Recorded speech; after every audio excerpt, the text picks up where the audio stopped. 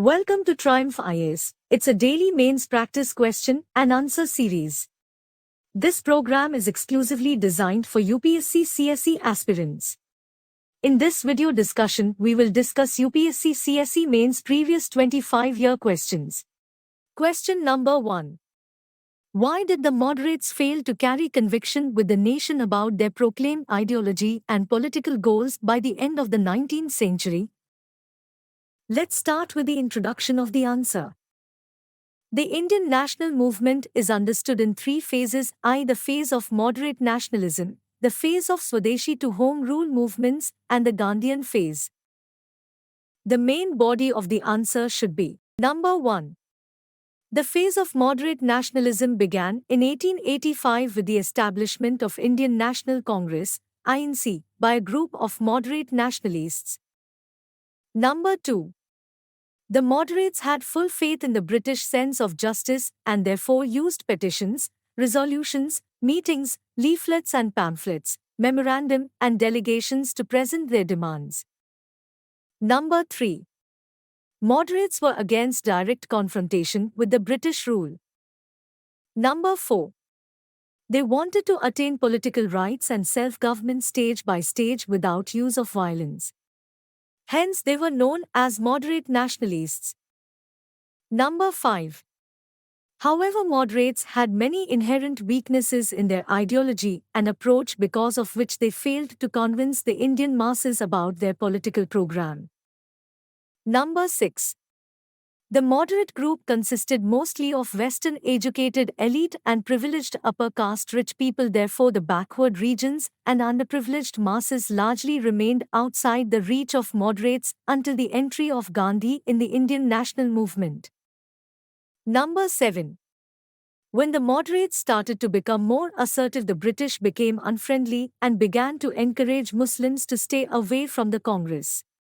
Also, the moderates failed to champion the cause of factory workers and rural laborers.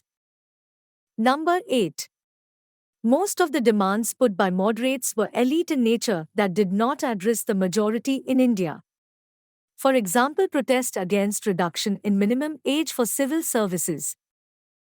Conclusion of the answer is: therefore, it can be said that moderates failed to get any major concession from the regime. Also, they failed to get the popular support of masses.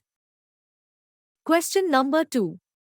Instances of presidents' delay in commuting death sentences has come under public debate as denial of justice. Should there be a time limit specified for the president to reject such petitions? Analyze. Let's start with the introduction of the answer. Article 72 of the Indian Constitution empowers the President to pardon the person convicted and sentenced by the court of law. The President also has power to commute death sentence into life imprisonment. The main body of the answer should be number 1. However, the Constitution do not provide for a specified time limit for the President to reject a mercy plea. Number 2. It has been noticed that the mercy pleas are pending for years in the President's office. Justice delayed is justice denied. Therefore, President's delay in clearing the mercy petitions can be considered as denial of justice. Number 3. Recently, the Supreme Court observed that the exercise of executive clemency is a matter of discretion and yet subject to certain standards. It is not a matter of privilege and is a matter of performance of official duty. It is vested in the President or the Governor for the welfare of the people. Therefore, government cannot keep mercy pleas pending for years. Number 4. The delay in commuting death sentence lead to delay in the execution, which puts the convict into mental suffering of the convict. Number 5. The court also noticed that although no time frame can be set for the President for disposal of the mercy petition, but the concerned ministry can work rigorously to reduce the delay cost. Number 6. No doubt prolonging execution of death sentence has a dehumanizing effect on the prisoners who have to stay on death row for years. Number 7. The delay in commuting death sentence is denial of justice from the point of view of victim also, as it increases the agony of the victim, which may lead to mental suffering also. Conclusion of the answer is, therefore it becomes necessary to eliminate the inordinate delay in clearing the pending mercy pleas both at the level of governor and the president. Question number 3. India needs to strengthen measures to promote the pink revolution in food industry for better nutrition and health. Critically elucidate the statement. Let's start with the introduction of the answer. Pink revolution is the technological revolution in the meat and poultry processing sector. India has largely benefited in the past with green revolution and white revolution related to agriculture and milk production respectively. The main body of the answer should be number 1. Now, India has to look towards its meat and poultry sector, as there is high growth potential and it will also ensure health and nutrient level in individuals along with providing food security and decreasing malnutrition. Number 2. Meat is a good source of protein and iron, and it also provides a vital nutrient, vitamin B12, which is absent in vegetarian food.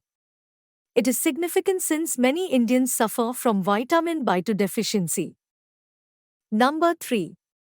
The present meat consumption per capita is around 6 grams per day, which may improve to 50 grams a day in the next decade or so. Number 4. When such phenomenal increase in meat consumption occurs, sector will witness a tremendous growth. A report titled Indian Meat Industry Perspective published by Food and Agricultural Organization (FAO) of the UN has addressed the India's potential in meat and poultry sector. Number 5. India became the largest exporter of buffalo meat in 2012, exporting up to 1.5 million tons of beef. The largest importers were Middle East and Southeast Asia. Number 6. India could increase its market towards European Union, Oceania, America, etc. by modernizing its production sector and establishing disease-free zones for rearing animals. Number 7. India's broiler sector has seen 30% growth since 2009 at 8% rate. Better production and storage technology can increase its potential. Though India has large livestock population, it accounts for only 2% of global market in meat sector. Number 8. This high livestock production is a global concern because around 18% of global greenhouse gas emissions are from livestock production. Increasing meat production and consumption could tackle the environmental problem and malnutrition in India. Conclusion of the answer is, the pink revolution in India though can be beneficial for economy and people's health. But, before successful implementation of its scheme, measures regarding religious faith of majority population should be taken as, cattle in India is considered to be holy. So, pink revolution may create chaos among a large population belief system.